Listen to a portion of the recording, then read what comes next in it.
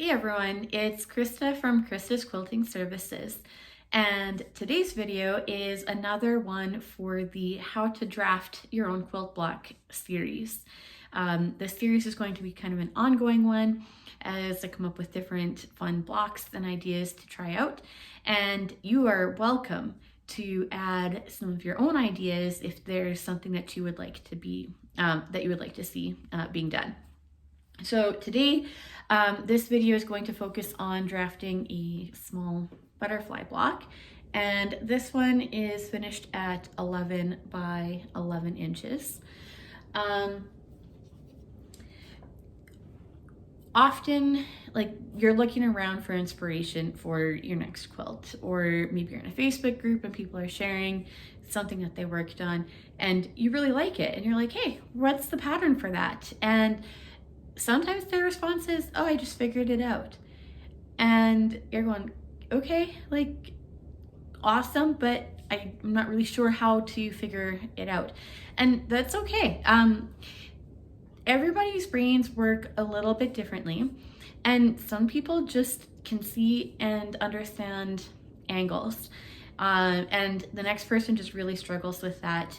You're able to follow that like pattern. But to figure out the math and to make it work, you're feeling maybe like that is beyond you. So if you're watching this video, you've been curious on maybe how to actually start doing this. And my goal today is to take, hopefully, some of the mystery out of that for you. Hopefully not to leave you with more questions than answers, but if you do, just make sure that you reach out, because I would love to help you be able to figure out how to draft your own things and ideas. So let's get started. Okay, we have my quilt paper set out. I designed this particular grid in the quilt paper app, and then I emailed a PDF to myself so I could print that off. The app is really cool. It lets you create like grids within a grid, and you can even add in some like diagonal lines, and you can decide the thickness of each line. So when you're looking at this, the bolder blocks are my 1-inch square blocks, and then my slightly less subdivisions allow me to have a 1/2 inch to work with. And then I've got diagonals running through each of those 1/2 inch areas, which makes it a lot easier just to trace along when I'm need to draw anything on that 45-degree angle. So for this butterfly, I need my block to finish at 11 by 11. So I'm just going to highlight or bolden with my pencil that particular spot. It helps me make sure I don't like accidentally go over. And the nature of some of the designs that you might draw out, you're not going to get them to fit exactly in the center. Go as close as you can. When you make your quilt block, we'll be able to like oversize some of your sashing or border pieces, and then you'll be able to cut those back. So for this one, because I've already kind of made and tried this out, I am going to end up with like 1.5 inches here and then 1 inch here for my butterfly width.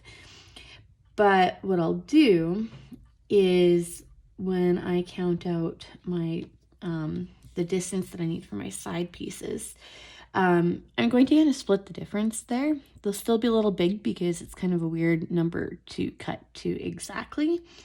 And sometimes it's just nicer to have like slightly oversized your block, and then using a square ruler to trim that right down.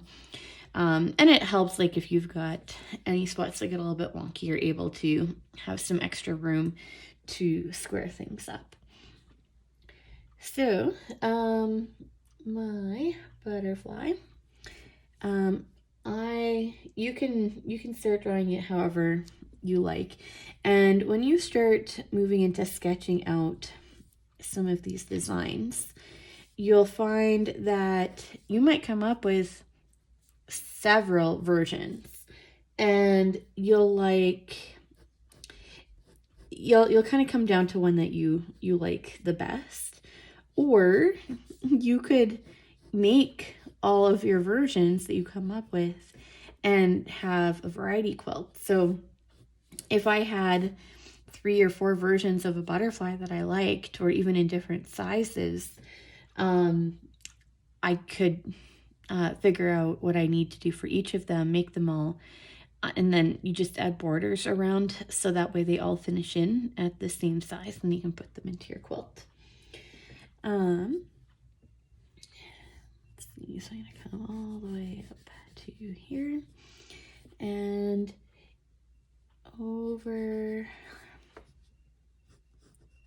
So I'm leaving myself my little bit of space there. And I am just copying my sketch here from a previous draft. So this would normally take me a little more time to figure out.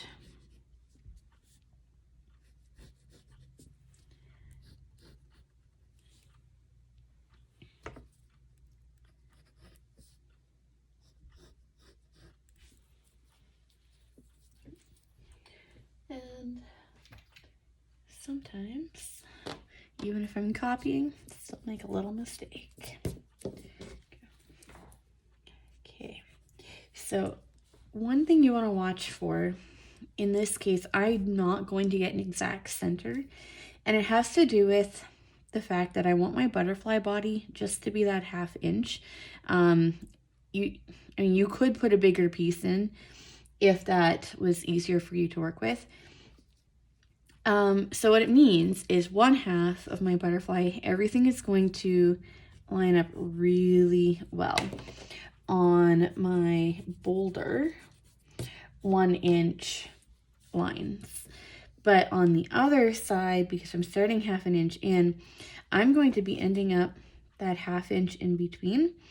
And that's probably why I went a little bit further if I was trying to figure out where to hit like a bolded line. But in this case, now my 1-inch points are working on kind of like in the 1/2 inch segments. So with this, often I will just kind of go, I'll say like, oh, I need to come this far because I went that far already. Okay, stop here. And I know I have to go for 1, 2 sub-squares. So 1, 2 sub-squares. You can use that to help you keep everything in line as you go along.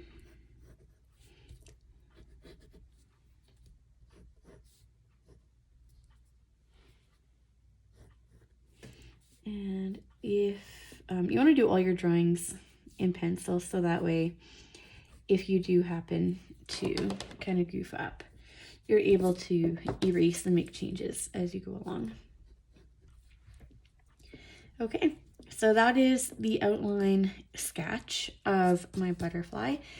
The next step is outlining it. The outlining is really helpful for knowing where your seam lines are going and where you need to account when you start doing up your math for added, where you have to add extra for your seam allowance. So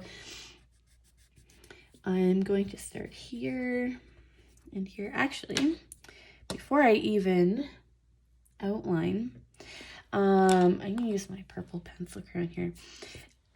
I need to decide how I'm going to build this butterfly.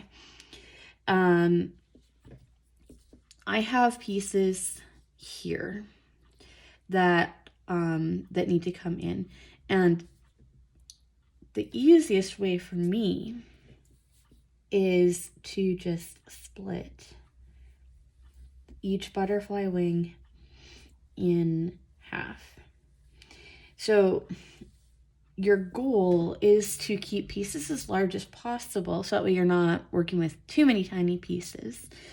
And doing it this way, but I can erase through here. I do not want to split my butterfly body in half. I would like for my butterfly to be all one piece.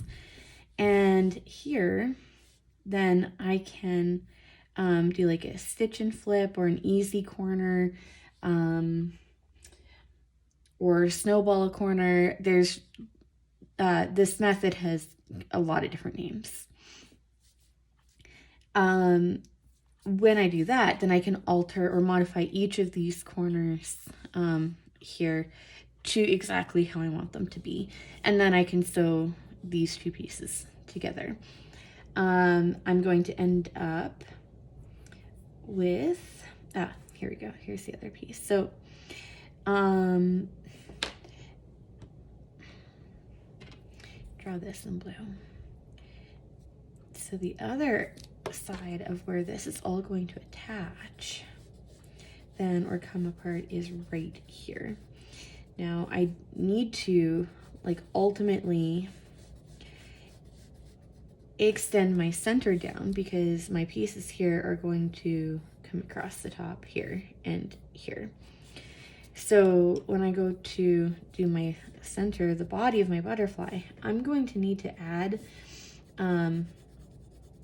some background pieces right here to extend it so that way they reach all the same length here and here. And then that lets my other background piece in here come on as a snowballed corner, and I'm not trying to figure out how to do that and get this little bit in here. So before you can even do the quilt math, you need to break down how this whole thing is going to come together.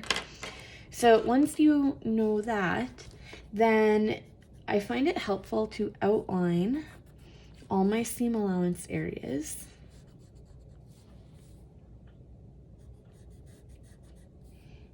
And I'm just going to put these on either side of my purple assembly divisions.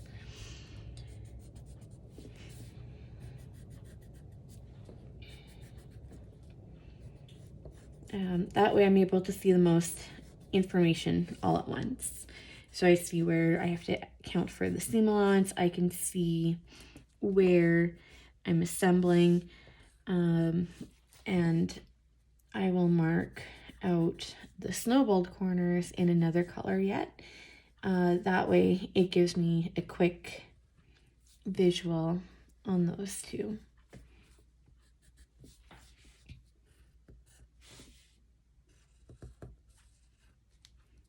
Okay. I'm going to also add in one more spot. And I'm gonna go back to the purple because it's really an assembly line, partly a seam allowance as well, but also assembly. So I have the main butterfly portion that I am going to piece to, and then I'm going to have that background sashing. And this is where you can now see that I have 1 inch on this side and 1.5 inch here. When I calculate what I need for my sashing, I'm going to ultimately split the difference. I'm just going to add an extra amount on this end and then put it underneath and trim it back. Okay, so now I can see each of my assembly lines. I can see where I need to count for seam allowances. I will need to count for seam allowances from the outside part of the initial butterfly block and that as well. And then I'm going to use the green pencil crayon to mark out where I'm going to snowball my corners.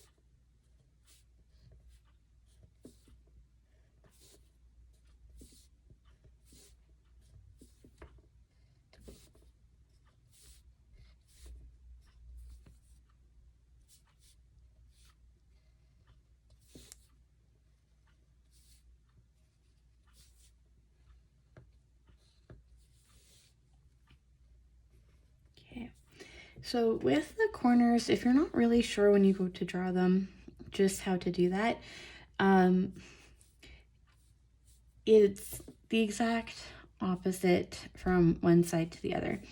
So what you can do is also count in from this corner. So if you have to go into 1, 2, and up 1, 2, then you can mark your corner there, over 1, 2, and down 1, 2. And that can help you see this point right here, especially on larger ones. The smaller they are, sometimes it's easier to know just exactly how far to go. The bigger ones, when you're working with all these other lines, you can get a little bit cross-eyed with them, and it can be harder to tell exactly how far you've gone. So the lines are great and sometimes not so great. So the next step then is to figure out what our finished butterfly is. So the finished is exactly how that's going to fit within this quilt block. There's no seam allowance. We are counting exactly what each of these square points are. So here to here, on my first one, 1, 2, 3, 4, 5. This is 5 inches tall. And my side to side is 1, 2, 3, 4 inches across. And I'm actually just going to make that smaller because otherwise I'll have lines kind of crossing through.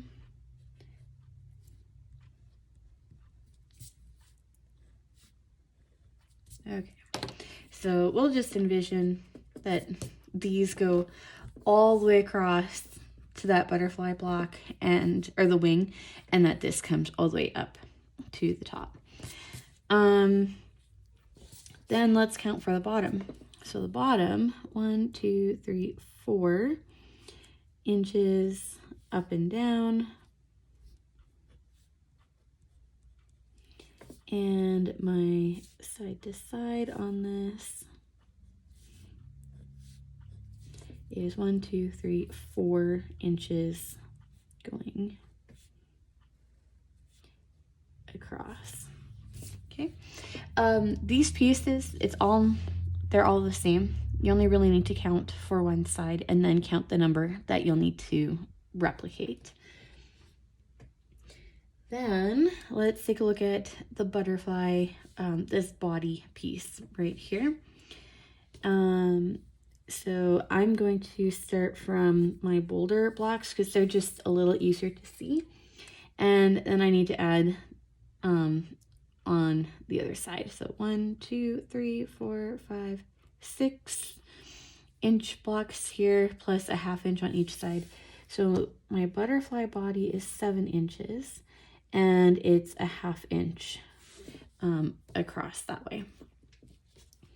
Okay, then other pieces that need to be added in on their finished size are the background extension to the butterfly body. So that way when we attach the wings, everything's all the same size. And lighten up that area. So it is 3 little blocks, or 1 1/2 that way, and it's still going to be that 1/2 inch in the other direction. And this is going to finish at a 1/2 inch by a 1/2 inch. So I'm just going to go 1/2 inch squared. Then from there, we're going to add in, we're going to start counting each piece that we need to cut and add in our seam allowance. This is something that you're probably going to end up creating a good draft of, and once you've tried it out and it works. If you've used pencil crayon to outline different things, you may want to mark off what they are, especially if they're not like if you don't think that you'll remember, or if you change up your system on how you maybe color code things. So I'm just going to create a key for myself here. So the orange is seam allowances.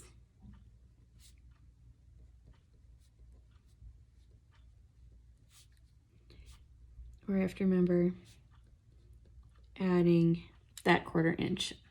And that 1/4 inch is every direction that I have this running. The purple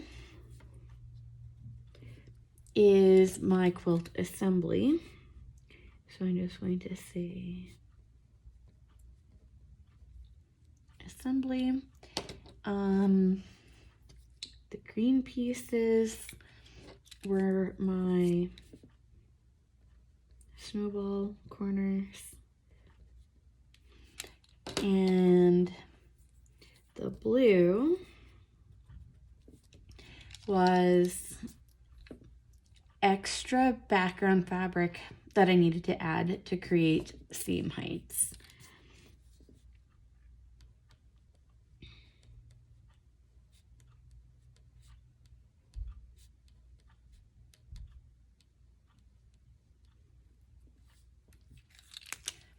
Okay. Then, okay, my wings.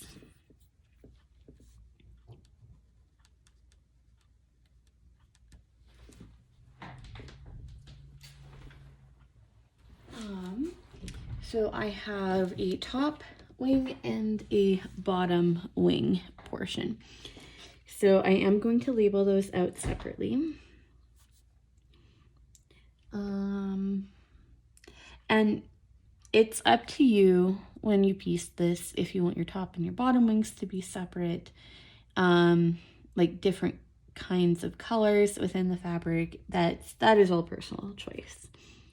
So the top, I know that, and you might on your first copies want to do all of this in pencil, because I've already done this and know that it works. I'm going to go ahead and can write this in pen, just so it shows up a little better on the screen. So I know I need 1/4 inch plus 1/4 inch added to that. So it is going to be 5.5 inches tall or high by 1/4 inch plus 1/4 inch. So 4.5.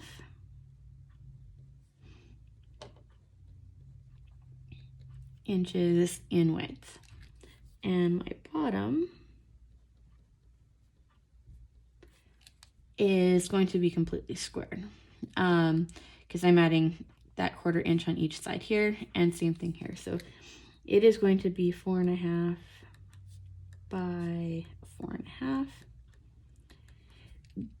The one thing I highly recommend that you do, it's easy to get your top block turned. It's not that much longer than it is wide, And my first piece, for whatever reason, I did get it turned. Even though I like laid it out, I still somehow ended up with it turned. And ended up having to recut that because I'd gone to a point where there was just, I couldn't even seam rip to fix what had happened. So make sure you keep your heights in line and your widths in line. So I'm going to mark underneath here. This is the height of my piece by the width of my piece. Okay. And then the snowball corners.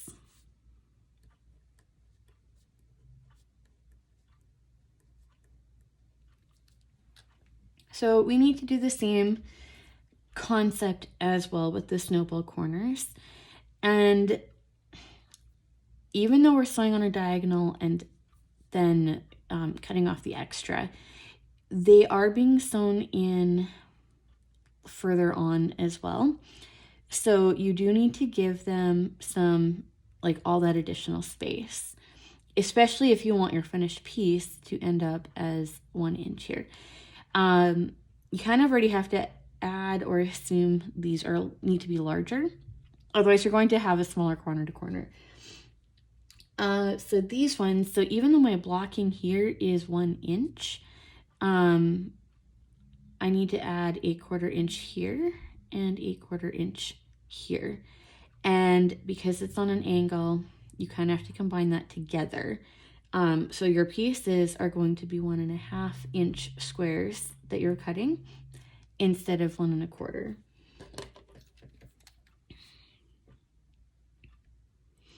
So 1.5 by 1.5. And that's for these small ones. And we'll need to make sure that we mark down how many cuts we need of each thing. So 1, 2, 3, 4, 5. 5 of these small ones for this half, which means 5 again for that half. So I will need 10 of those all together. And I'll come back for the wings in a moment. And then this big one, 2 inches here. And when you go to figure this out, a 1/4 inch here and a 1/4 inch here. And because you're working with the diagonal, just the way things get lost, add those diagonal amounts together to give you 2.5 by 2.5.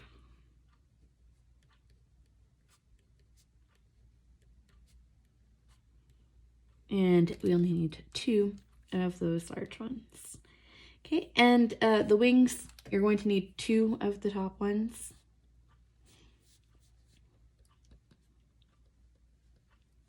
And you're going to need 2 of your bottom.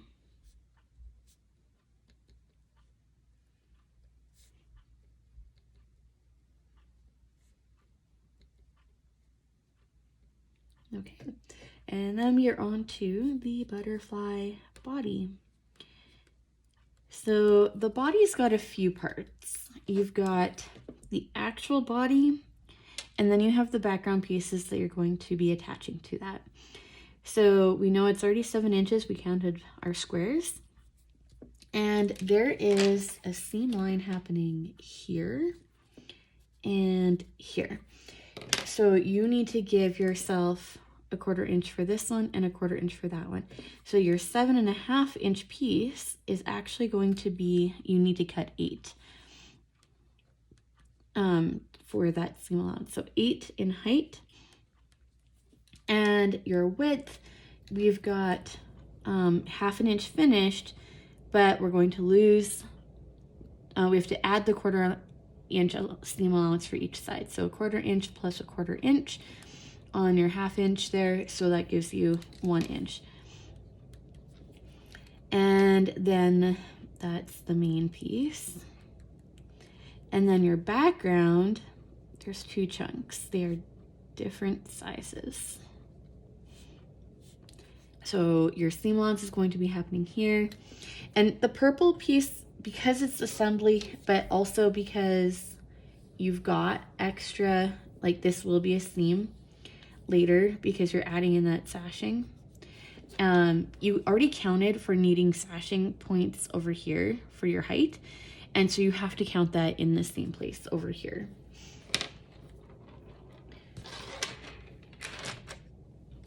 So 1/4 inch on each side to the existing 1.5 inches that you need. So you will have 2 inches in height, and you've got seam allowances here on either side that you're going to lose. So you have to add a 1/4 inch, and your 1/2 inch needs to start at 1 inch. And I'm just going to mark that as like the upper part. And then the lower part is a 1/2 inch square. So you need to add a 1/4 inch on your sides and your top and bottom.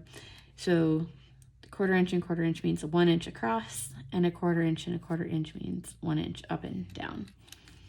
And your lower background is going to be a little 1 inch by 1 inch portion. Okay. And then the border.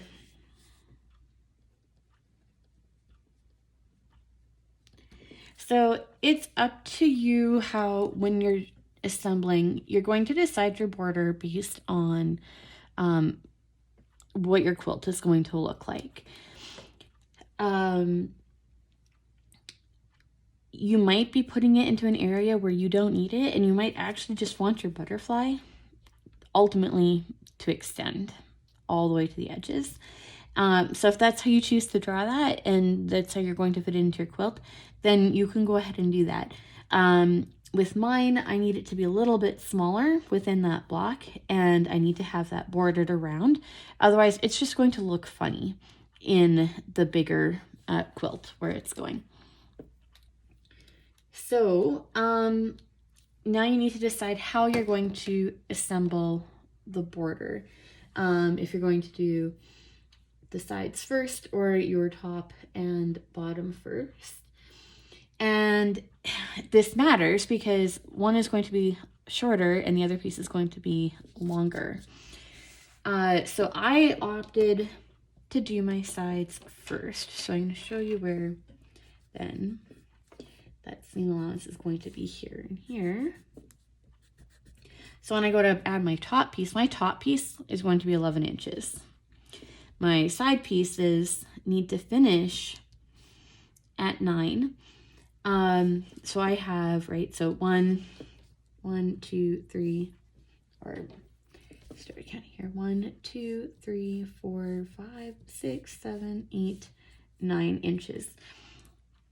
And I have to account for the seam allowance on the top and the bottom. If I don't, this butterfly itself is also finishing in at 9.5 inches. You're going to be losing your 1/4 inch all the way around your butterfly and the 1/4 inch with the sashing. And that's where you're going to end up then having that larger 11 inch block. So you don't want to forget how this whole thing is sewing in. Otherwise, you're going to end up with a piece that could be like a 1/4 inch or a 1/2 inch too short. And you won't need to change other areas of your block, just that you'll have to recut that piece for it to be long enough. So add the extra 1/4 inch. So my border, the sides, are going to be 9.5 inches in height. And this is where my width gets a little bit interesting.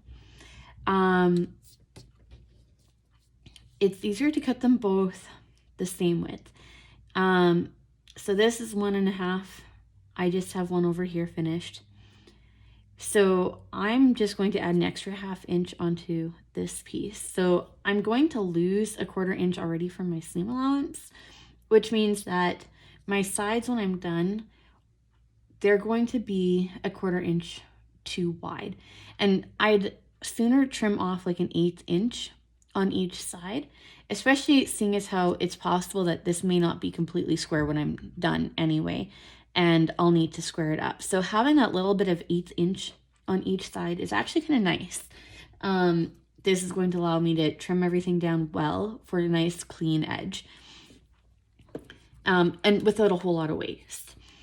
So knowing I only need one, the reality is I actually need 1 1/4 here. So just count that at 1.5. And that allows me to split the difference. So I'm just going to cut both pieces at 1.5. And my top and bottom, these here, the outer edge, I do not need to account for. I need this piece to end at 11 inches. When it gets sewn in later, I will lose that 1/4 inch, but the rest of the blocks that this is fitting in with are all 11 inches. So I don't want this to be 11.5. But I do have this seam allowance right here. So my 1-inch strips, I need to add only 1 seam allowance, so that 1/4 inch. So they're going to be, I've been consistent with my height first, so I'm going to keep that. So 1.5 inches, or sorry, 1.25 inches in height. It's just 1 seam allowance by 11 inches wide.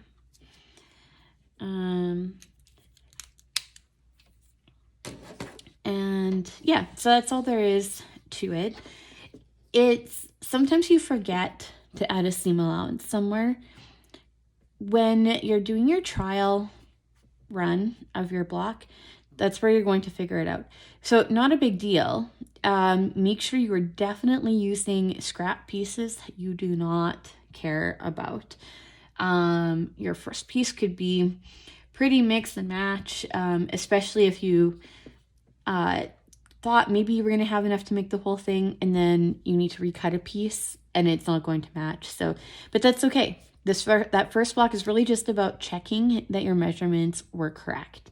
Make sure you have a ruler handy that as you sew things up, you can double check that, oh yeah, okay, this piece finished at 4 inches, this piece finished at 5 inches. Okay. So my butterfly wing, this piece that makes it through the top and the bottom is supposed to be 5 inches. And when I place my ruler here, I can see that it pretty well is.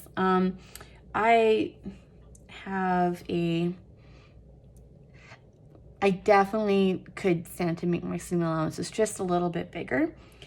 And this one, they're definitely that scant 1/4 inch. So between top and bottom, I've got a tiny bit, a smidge over 5 inches. And I can check it this way as well, and I can see that I ended up with basically my 4 inches as well. I ended up not trimming up or squaring up my butterfly pieces, so that's also something that you might want to make sure that you're checking for with your math, that your butterfly is right where it needs to be. Otherwise, and you'll know if it's not, like if your seam allowance, either if you cut slightly big or your seam allowance was a little small, you're going to know when you go to put on your sashing pieces because you cut them to size already. So if they're a little bit short, come back in and just take a tiny little smidge off around the rest of your butterfly, and that's going to help solve that for you. If it is small, but you know you cut right, you'll want to double check that your seam allowance isn't too big. When you try your next one, you'll need to adjust for that.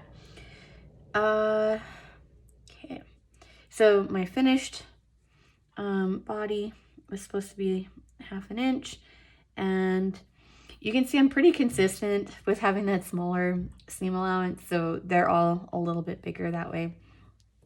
My ruler's not big enough to count out my 7 inches here. But this piece, okay, so the corners, when we're talking about how sometimes part of a corner gets lost and having to add like a full seam allowance for that when you snowball it on. Otherwise, your corner isn't going to come out to this 2-inch point here. So if you want your butterfly to come into the center and look exactly how you drew it, you need to make sure that you've added a complete like an extra 1/2 inch for seam allowances. Otherwise, this is going to be, when it gets sewn in, it'll be close, but it won't be quite the same as what you had. And same thing with this one. You can see from here to here that I also have now, this is finished in at 1 inch. Okay, I hope this helps you think through all the different parts, from sketching to like your draft, to figuring out how you're going to assemble that, and then figuring out what you need to make your sizing for each pieces, and remembering to add in that 1/4 inch. Quilt math, there are some trickier things with corners and diagonals, but the general rule is just adding that extra 1/4 inch for every seam that you're going to have for each piece. Okay, so the next video will be working on the assembly of this butterfly. I already know that it works, but you'll want to, I'll walk you through the steps of what checking that can look like.